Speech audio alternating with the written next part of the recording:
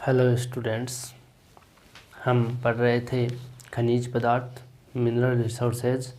उसके अंदर हम धात्विक खनिजों में पढ़ लिया था लोहायस्क, अधात्विक में पढ़ा अभ्रक, और ईंधन खनिज में पढ़ रहे थे कोयला। कोयला हमने पढ़ लिया है। उसके अंदर हम पढ़ेंगे पेट्रोलियम।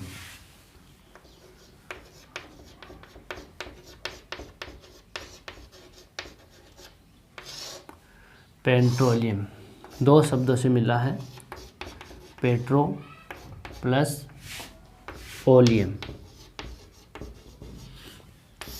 पेट्रोलियम जो है वो दो शब्दों से मिला है, एक तो पेट्रो और एक ओलियम।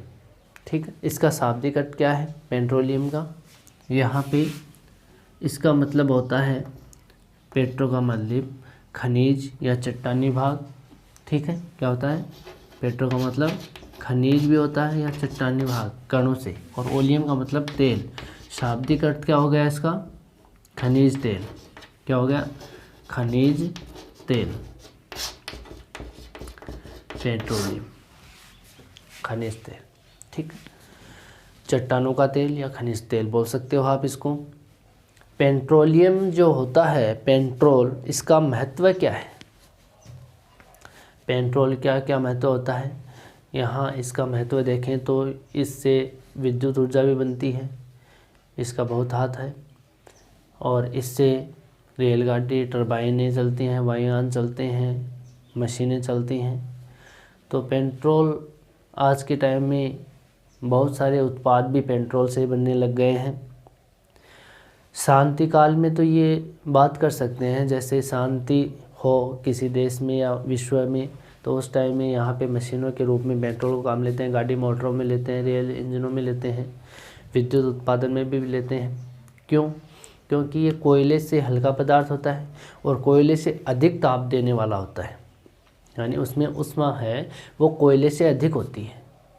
तो कोयले से ज़्यादा इम्पोर्टेंट कौन सी चीज़ है? पेट्रोलियम है। आज जो भी जितने भी यंत्र चल रहे हैं या जितने भी गाड़ी मोटर चल रहे हैं या जितने भी इंजन चल रहे हैं, वो सारे पेट्रोलियम के होते हैं।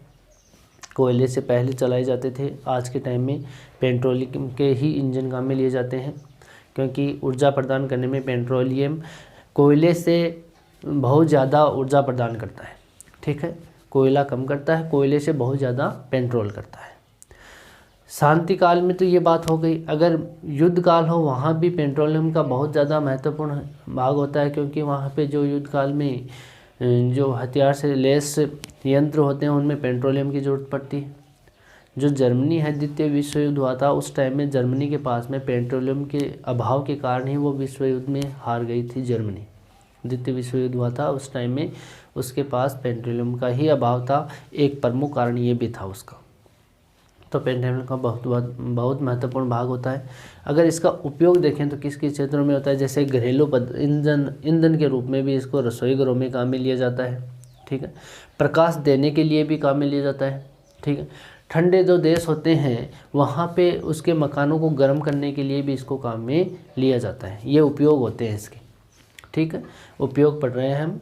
पेट्रोलियम के उपयोग क्या क्या है? महत्व तो हो गया। देश मतलब बड़ी से बड़ी शक्ति भी पेट्रोलियम के, जिसके पास पेट्रोलियम की शक्ति है वो आर्थिक दृष्टि से संपन्न है। जिस देश के पास में पेट्रोलियम है या भंडार है, उत्पादन हो रहा है, वहाँ पे आर्थिक दृष्टि से वो संपन्न देश माना जाता है, यानी विकसित होने की कगार पे रहता है वो। ठीक है, उपयोग में और देखें तो इसमें ऊर्जा के रूप में भी इसके कारखानों के इंजन जो होते हैं उनको चलाने के काम में पेट्रोलियम का काम में लिया जाता है। भट्टियों को ताप देने के लिए भी इसको काम में लिया जाता है। विद्युत उत्पादन के अंदर ताप विद्युत उत्पादन है, उसको करने के लिए भी इसका यूज़ किया जाता है। और परिवहन शक्ति के रूप में जैसे रेल परिवहन है, मोटर गाड़ियां हैं, जलयान है, वायुयान है, सब में पेट्रोलियम का ही उपयोग होता है। मशीनों को विशेषता, जैसे तेज़ गति से चलने वाली जो मशीनें हैं उनके पुर्जों को चिकना बनाए रखने के लिए वहाँ पे स्नेक जो काम में लिया जाता है, लुब्रिकेंट ऑयल जो काम में लिया जाता है, वो इस पेट्रोल का ही उत्पाद है, भारी पदार्थ स्नेक के रूप में, यानी उसको चिकना बनाए रखने के लिए भी पेट्रोल का यूज़ होता है। अगर हम बात करें रासायनिक उद्योगों के कच्चे माल के रूप में भी, वहाँ भी इसका उपयोग होता है, जिसमें कृत्रिम रबर बनाया जाता है, जिससे टायर है, ट्यूब है, बेल्ट है, ये बनते हैं। जो रबड़ बनता है उससे क्या बनते हैं, टायर भी बनता है, ट्यूब भी बनता है टायरों की। और जो बेल्ट होते हैं, मशीनों में पट्टे चलते हैं बेल्ट रबड़ वाले, वो पट्टे या बेल्ट भी इसी से बनते हैं। पेट्रोलियम का यूज़ होता है उस रासायनिक उत्पादों में भी। अनेक प्रकार के जैसे कृत्रिम रेशे हैं जिससे टेरोलिन का निर्माण होता है, वहाँ भी इसका उपयोग होता है। कृषि के जो उर्वरक बनते हैं, कृषि के जो उर्वरक पदार्थ यानी खाद बनते हैं, उनमें भी पेट्रोलियम का यूज़ होता है। विभिन्न प्रकार के जो दूसरे तेल हैं जो काम में लेते हैं, वो पेट्रोलियम से ही इसके उत्पाद बनते हैं। अगर औषधियों की बात करें तो औषधियाँ भी आजकल पेट्रोलियम से ही बनती हैं। तो पेट्रोल का जो उत्पाद है, जो वर्तमान में हम बात करें तो 5000 से अधिक वस्तुओं का उत्पादन होता है पेट्रोलियम से। कितना होता है, 5000 से भी अधिक जो वस्तुएं हैं उनका आज के टाइम में पेट्रोलियम से उत्पादन होता है। ठीक है, ये तो बात होगी इसके उपयोग की, कहाँ कहाँ उपयोग होता है। उसके बाद हम बात करें पेट्रोलियम की उत्पत्ति कहाँ से हुई। हम बात करें पेट्रोलियम की तो जो तटीय क्षेत्र होते हैं, धरातल के पास में जो तटीय क्षेत्र होते हैं, उन तटीय क्षेत्रों में जो जीवाश्म पदार्थ है, जीवमंडल हैं, वो जीवमंडल धरातल में दबने के कारण, धरातल में भूगर्भ में दबने के कारण, एक तो जीवमंडल वनस्पति, जीवमंडल के सड़े गले अंश, और ये दब करके ऊपर धरातल का जब उसमें दबाव लगता है, ये पाया तो कहाँ जाता है, अवसादी सेलों में। कहाँ पाया जाएगा, अवसादी सेलों में। वहाँ पे उस अवसादी सेलों में जो मलबा वनस्पति दब करके दब जाती हैं, तो ऊपर से दबाव पड़ने के कारण उसमें जो स्नेह का जो पदार्थ होता है, चिकना पदार्थ होता है, वो तेल के रूप में रिस करके किसी चट्टान में जा कर के कैद हो जाता है। किसी चट्टान में कैद होने के बाद में हम उसको बोरवेल के माध्यम से या पाइपलाइन के माध्यम से उस क्रूड ऑयल को या उस चिकनाहट पदार्थ को निकाल लेते हैं और बाहर ला करके आसवन विधि के द्वारा इसको शुद्ध करने की विधि का नाम क्या है, आसवन विधि। आसवन विधि के द्वारा इसको क्या कर लेते हैं, शुद्ध कर लेते हैं। और फिर हम इसको 3 भागों में बांट लेते हैं शुद्ध करके। किन किन भागों में बांटेंगे, इसको हम पेट्रोल में बांटेंगे। सबसे हल्का पदार्थ होगा, निकलेगा तो किस रूप में, क्रूड ऑयल के रूप में। ठीक है, क्रूड ऑयल के रूप में निकलेगा ही। और इससे हम सबसे हल्का पदार्थ होगा, उससे तो जो क्षेत्र होगा उसमें जो हल्का पदार्थ होगा क्रूड ऑयल में, उस क्रूड ऑयल से तो बनेगा पेट्रोल, सबसे हल्का है। गैसोलीन जिससे बोलते हैं, गैसोलीन बनेगी जिससे हम क्या चलाएंगे, जैसे हम वायुयान चलाएंगे, मोटर कारें चलाएंगे। ठीक है, मध्यम भार वाला होगा, हल्का भार से तो क्या चलेगा, वायुयान चलेंगे या मोटर कारें चलेंगी। और जो मध्यम भार का होगा उसके अंदर जो जितने भी प्रकार के हम काम में लेते हैं, जिसमें रेल परिवहन है, जिसमें मोटर गाड़ियां हैं, ट्रक हैं, जितने भी यंत्र काम में लेते हैं, इंजन है, जनरेटर है, जो भी है उनसे चलते हैं मध्यम भार वाले, जिससे हम डीजल बोलते हैं। ठीक है, मध्यम भार वाला क्या बनेगा, डीजल बनेगा। तीसरे भार का अगर हम भारी रूप में बात करें, यानी भारी पदार्थ जो बनेगा वो बनेगा इसके अंदर क्या, केरोसिन, मिट्टी का तेल, यानी सबसे भारी पदार्थ होता है। उससे क्या, कौन सा तेल बनता है, केरोसिन बनता है, जिससे हम घर पर या रसोई घरों में जलाने के ईंधन के रूप में काम में लेते हैं। ठीक है, तो ये भारी पदार्थ क्या बनेगा, केरोसिन बनेगा। अगर उससे भी भारी बात करें तो डामर, जिसको तारकोल बोलते हैं, डामर जो होता है वो डामर इसका ही भारी पदार्थ होता है। शुद्ध रूप में आसवन विधि के द्वारा जो शुद्ध रूप होता है सबसे ऊपर तो इसमें गैसोलीन होती है, उससे पेट्रोल बनता है, गैस बनती है। ठीक है, सबसे शुद्ध रूप होता है, सबसे हल्का होता है। उसके बाद में डीजल बनता है, डीजल के बाद में बच जाता है भारी पदार्थ, वो केरोसिन का होता है। केरोसिन भी बनाने के बाद में और भारी पदार्थ बचता है, उससे डामर बनती है। ठीक है, तो ये इतने प्रकार के जो क्रूड ऑयल से ये उत्पाद बनते हैं, वो धरातल में चट्टानी भागों में कैद, अवसादी चट्टानों में यहाँ पे कैद हुए वो क्रूड ऑयल है। यानी वो किससे बना, वनस्पति और जो जीवमंडल है, यानी जीवांश की मात्रा है वहाँ पे उसके दबने से, यानी धरातल की जो मोटाई है उसके भार से दबने से वहाँ पे एक स्नेहक या चिकनाहट पदार्थ का निर्माण हुआ। वो चिकनाहट पदार्थ रिस करके किसी चट्टान में जा कर के कैद हो जाता है, यानी तटीय क्षेत्रों के पास में। वहाँ पे उस पानी के साथ में रासायनिक क्रिया करके वो चिकनाहट वाला पदार्थ किसी चट्टान में कैद होकर के एक तेल का निर्माण कर लेता है, वहाँ पर इस तेल का निर्माण होता है। वहाँ से क्या करते हैं, मशीनों के माध्यम से उसको पाइपलाइन से उस पथरीली चट्टान यानी अवसादी चट्टानों से उस क्रूड ऑयल को बाहर निकाल लेते हैं। फिर इसको आसवन विधि के द्वारा यहाँ पे जितने भी यहाँ तेल परिशोधनशालाएँ लगी होती हैं उनमें शुद्ध करने का कार्य किया जाता है। शुद्ध करते हैं तो 3-4 रूपों में उसको देख सकते हैं, पेट्रोल, डीजल, केरोसिन, इस प्रकार से। ठीक है। अब अगर इसके भंडारों की बात करें तो विश्व में इसके भंडार उन क्षेत्रों में ज़्यादा हैं जहाँ पे तटीय क्षेत्र यानी पानी के पास में तटीय भाग, उन तटीय भागों में ज़्यादातर यहाँ पे इसके भंडार देखने को मिलते हैं। विश्व की दृष्टि से देखें तो सबसे ज़्यादा जो भंडार हैं, अगर पूरे विश्व में बात करें तो पूरे विश्व में 1.5 भंडार की बात करें तो पूरे विश्व में 1.5 ट्रिलियन बैरल में मापते हैं इसको। ठीक है, ट्रिलियन बैरल के यहाँ पे संचित भंडार है पूरे विश्व में। ये आंकड़े हैं 2014 के अकॉर्डिंग, इसके भंडार के आंकड़े 2014 के अकॉर्डिंग लिए गए थे। उसके अंदर अनुमानित भंडार है इसका 1.5 ट्रिलियन बैरल। ठीक है, इसके बाद हम बात करें इसके भंडारों की कहाँ कहाँ है, तो विश्व में अगर मैप में देखें इसको, तो मैप के अंदर इसको देखेंगे तो कौन से क्षेत्रों में सबसे ज़्यादा भंडार हैं, यानी बड़े रूप में भी, मीडियम साइज़ में और छोटे रूपों में इसके भंडार कहाँ कहाँ हैं, तो वो हम देख सकते हैं पूरे विश्व में। ठीक है, यहाँ पे मैंने आपको पहले बताया था भूमध्य सागर है, यहाँ पे काला सागर है, यहाँ कैस्पियन सागर है। ठीक है, यहाँ अजोब सागर, अरल सागर। ठीक है, ये वाला जो सागर है यहाँ पर इस क्षेत्र में ऐसे, ये लाल सागर है, ये फारस की खाड़ी है।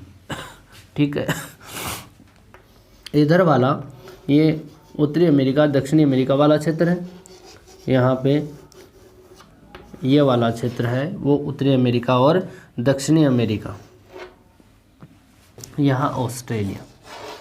अगर ये संचित भंडारों की इसके बात करें तो सबसे ज़्यादा विश्व का 50% भाग, विश्व का कितना भाग, 50% भाग यहाँ पर है, इस भाग में है। अब भाग कौन कौन सा है, यहाँ पे काला सागर, कैस्पियन सागर, ये लाल सागर और फारस की खाड़ी, इनके बीच वाला जो क्षेत्र है इसके अंदर विश्व का 50% तेल का भंडार है, जिसको आप अरब कंट्रीज बोलते हो। इस भाग को आप मध्य पूर्व एशिया भी बोल सकते हो, मध्य पूर्व एशिया का भाग।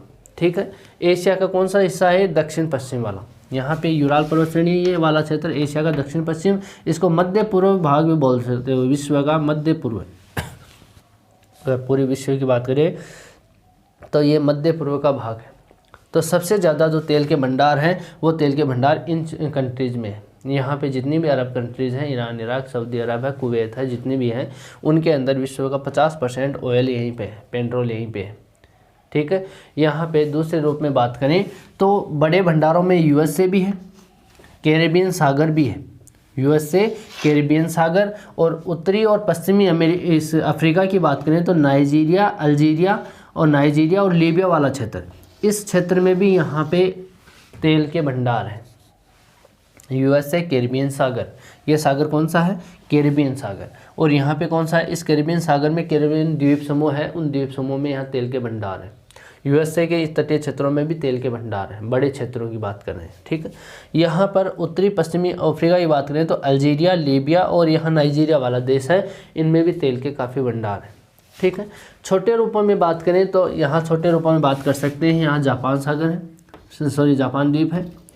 यहाँ जापान द्वीप जैसे होक्काइडो, होन्शु, क्योसु और शिकोकू, 4 द्वीपों से जापान बना है। इस जापान में भी तेल के भंडार हैं।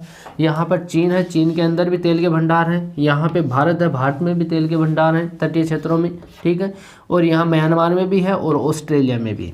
इन क्षेत्रों में छोटे छोटे रूपों में तेल के भंडार हैं, ज़्यादा एक जगह नहीं है, छोटे छोटे रूप में। अगर भारत में बात करें तो यहाँ भारत के पश्चिमी तटीय क्षेत्रों में केजी बेसिन में पेट्रोल के भंडार है, असम वाले क्षेत्रों में भी है, अपने राजस्थान के बाड़मेर, जैसलमेर वाले क्षेत्रों में भी है।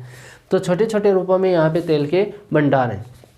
छोटे छोटे रूपों में किसको ले सकते हैं, भारत, चीन, म्यांमार, जापान और ऑस्ट्रेलिया, इनको हम ले सकते हैं भंडारों की दृष्टि से। ठीक है, तो ये तो बात हो गई, हम विश्व के संदर्भ में एक साथ देख लिया यहाँ पे भंडार कहाँ कहाँ पर है। सबसे ज़्यादा भंडार तो कहाँ है, काला सागर, कैस्पियन सागर, लाल सागर और फारस की खाड़ी के बीच वाले भाग में।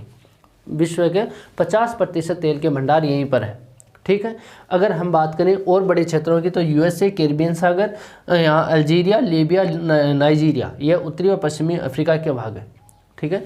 तो इसके अंदर भी बड़े क्षेत्रों की बात करते हैं हम, तेल के भंडारों की बात करते हैं। छोटे क्षेत्रों में ये वाला क्षेत्र आ गया। ठीक है। तो इन क्षेत्रों में यहाँ पे तेल के भंडार है। ठीक है। यहाँ से आयात और निर्यात होता रहता है। अपना भारत भी यहाँ इस अरब कंट्री से, यहाँ से इराक, ईरान से ही तेल का आयात करता है, क्योंकि छोटे छोटे क्षेत्रों में भारत में तो पूरा यहाँ पे हो नहीं पाता, आवश्यकता से कम ही पड़ता है अपने भारत में ऑयल, पेट्रोल। तो इसलिए ये क्या करता है, यहाँ से आयात कर लेता है, बाहर से तेल ले लेता है। ठीक है। तो इन क्षेत्रों में यहाँ तेल के भंडार हैं। अगर इसकी हम सारणी के रूप में देखें तो यहाँ पे विश्व में खनिज तेल के भंडार के रूप में हम 2014 की सारणी ले रहे हैं, उस सारणी में हम उसके डाटाज ले रहे हैं। ठीक है। तो आप इसको नोट कर लेना। इसमें क्या ले रहे हैं, पेट्रोलियम के भंडार। ऊपर हेडिंग क्या लगाओगे, विश्व में खनिज तेल के भंडार और 2014 के अकॉर्डिंग, 2014 अगर न्यू बुक आ गई होगी तो उसके अंदर अब 2020 के मिल सकते हैं। ठीक है। तो ये न्यू बुक के ही हैं, फिलहाल लास्ट ईयर की बुक है, उसके अंदर 2014 के अकॉर्डिंग है। 2016 के अकॉर्डिंग होगा तो मैं आपको ज़रूर बता दूंगा। ठीक है। यहाँ पे इसको मापते हैं अरब बैरल में। किस में मापते हैं, अरब बैरल। इसकी जो इकाई होती है वो किस में मापते हैं हम, अरब बैरल में। ठीक है। सबसे पहले हम ले रहे हैं यहाँ पे देश ओपेक। ओपेक जो कंट्री है उसमें 13 देश आते हैं। ओपेक अरब कंट्रीज के देश हैं। तो एक तरफ तो क्या लेते हैं हम, देश लेते हैं, उत्पादन और विश्व का प्रतिशत। पहला देश है ओपेक। ओपेक का जो उत्पादन है वो उत्पादन है यहाँ पर 11,12,448 अरब बैरल, और विश्व का प्रतिशत देखें तो इसका 75% है। विश्व का प्रतिशत कितना है, 75%। यानी ओपेक कंट्री, ये कहाँ है, काला सागर, कैस्पियन सागर और लाल सागर, फारस की खाड़ी, इसके बीच वाले क्षेत्र को यहाँ पे क्या कहते हैं, ओपेक, जिसके अंदर 13 कंट्रीज है। ठीक है। दूसरा जो देश ले रहे हैं वो ले रहे हैं वेनेजुएला। वेनेजुएला दक्षिण अमेरिका का देश है। ठीक है। वेनेजुएला का जो उत्पादन होता है वो होता है 2,97,040। ठीक है। और विश्व का प्रतिशत देखें इसमें तो 20.1% है। कितना है, 20.1% विश्व का कुल उत्पादन का करता है। फिर तीसरा देश ले रहे हैं इसके अंदर सऊदी अरब।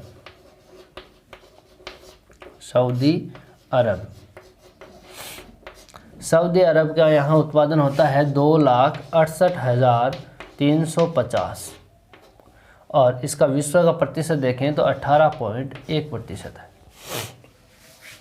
ठीक। अगला देश की बात करें सऊदी अरब के बाद में भंडार की दृष्टि से तो कनाडा का उत्पादन देखें तो कनाडा का उत्पादन 1,73,625 अरब बैरल है, और प्रतिशत में देखें तो 11.7% इसका विश्व में अंशदान है या हिस्सा है। फिर भंडारों की दृष्टि से देखें कनाडा के बाद में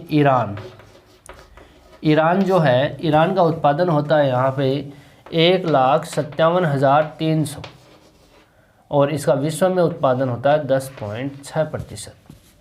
फिर बात करें ईरान के बाद में बात करेंगे तो इराक का जो उत्पादन होता है वो होता है यहाँ पर 1,40,300, और उत्पादन होता है विश्व के अंशदान में 9.5। फिर अगले देश की बात करें तो कुवैत। कौन सा देश है, कुवैत का उत्पादन देखें तो 1,04,200 इसका उत्पादन, और विश्व में अंशदान होता है 7.3। अगले देश की बात करें कुवैत के बाद में तो अगला देश कुवैत के बाद में संयुक्त अरब अमीरात।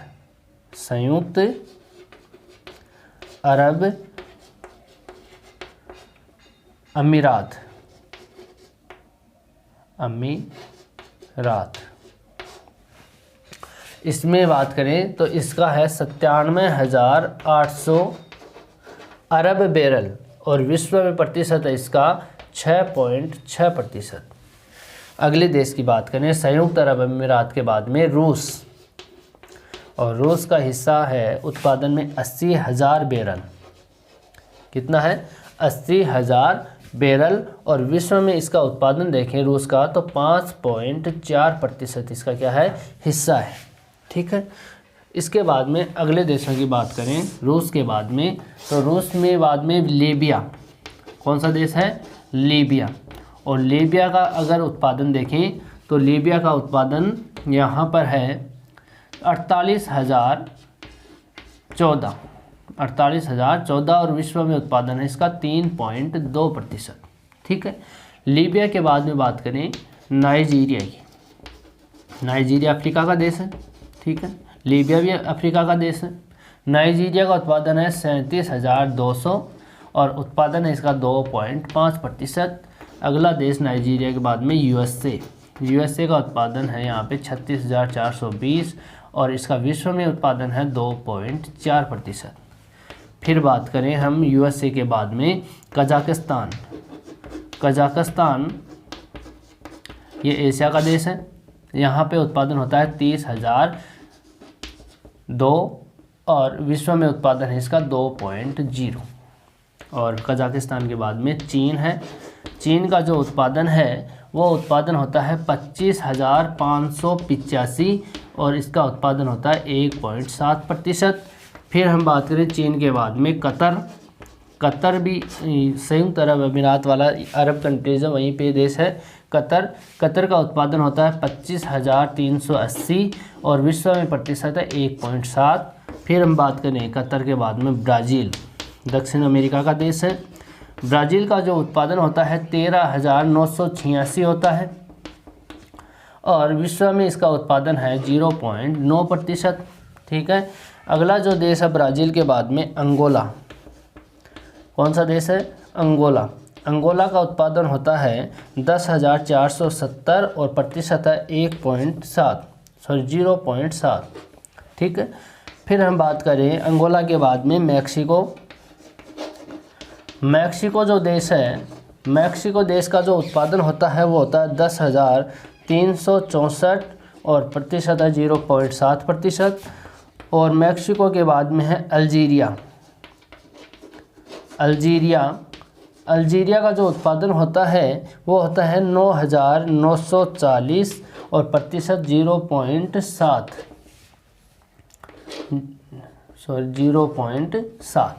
फिर है अल्जीरिया के बाद में अज़रबैजान। कौन सा? अज़रबैजान। इसका उत्पादन होता है 7,000 और विश्व में उत्पादन है इसका 0.5। ये तो हो गया इसके 20 देशों की बात। अगर कुल की बात करें विश्व की, तो विश्व की अगर कुल बात करें टोटल, तो कुल हो गया 14,81,526। ठीक है। प्रतिशत में देखें तो लास्ट में कितना प्रतिशत है? 100%। ठीक है। ये संचित भंडारों की बात हो गई। विश्व में हम संचित भंडारों की बात करें सबसे ज़्यादा कहाँ है? ओपेक कंट्री जो है वहाँ पे है। दूसरा है यहाँ पे वेनेजुएला, दक्षिण अमेरिका का देश है। सऊदी अरब है, एशिया का देश है। कनाडा है, ये कनाडा उत्तरी अमेरिका का देश है। फिर ईरान है, इराक है, ये अरब कंट्रीज देश हैं, एशिया के देश हैं। कुवैत भी वहीं पे है एशिया का। संयुक्त अरब अमीरात भी वहीं पर है। रूस वाला देश है, एशिया का देश है। लीबिया है, नाइजीरिया, ये दोनों अफ्रीका के उत्तरी भाग में है। ठीक है। यूएसए है, उत्तरी अमेरिका का देश है। कजाकिस्तान एशिया का देश है। चीन है, चीन एशिया का देश है। कतर भी वहीं पे है, जो अरब कंट्रीज़ है वहीं पे। ठीक है, एशिया का देश है। ब्राज़ील दक्षिण अमेरिका का देश है। अंगोला है, अंगोला अफ्रीका का देश है। ठीक है। मैक्सिको उत्तरी अमेरिका का देश है, जो मध्य अमेरिका में भी इसको काउंट किया जाता है। ठीक है। अल्जीरिया, अज़रबैजान अफ्रीका का देश है। तो इन देशों की आप इस सारणी को बना लोगे, आप इसको याद भी करोगे। ठीक है। ये क्या है? ये 2014 के अकॉर्डिंग अनुमानित भंडार हैं विश्व के। विश्व में यहाँ पे इतने, जैसे यहाँ पे हम उत्पादन की बात करें तो इतना उत्पादन वहाँ पे हो सकता है। यानी वहाँ पे इतने भंडार हैं। ठीक है, तो यहाँ पे ये भंडार है, उत्पादन की जगह आप क्या लिख लोगे, यहाँ पे भंडार लिख लोगे। भंडार कितने हैं, यहाँ पे 11,12,448 ओपेक कंट्री में, यानी विश्व का 75% जो भंडार है वो कहाँ पर है, अरब कंट्रीज में, जो काला सागर, कैस्पियन सागर और लाल सागर और फारस की खाड़ी, इन चारों के बीच वाला जो क्षेत्र है उस क्षेत्र में, अरब कंट्रीज में, यहाँ विश्व का 75% तक अनुमानित भंडार है। ठीक है, उत्पादन भी वहीं पे करते हैं, सबसे ज़्यादा 50% विश्व का उत्पादन भी इन कंट्रीज में ही किया जाता है, ईरान, इराक, कुवैत, सऊदी अरब वाला, इन क्षेत्रों में ही विश्व का 50% तक उत्पादन किया जा सकता है। ठीक है, तो आप इसको नोट कर लोगे और इसको आप याद भी करोगे। ठीक है, नेक्स्ट बात करेंगे हम इनके उत्पादक देशों की। आज के लिए इतना ही, थैंक यू।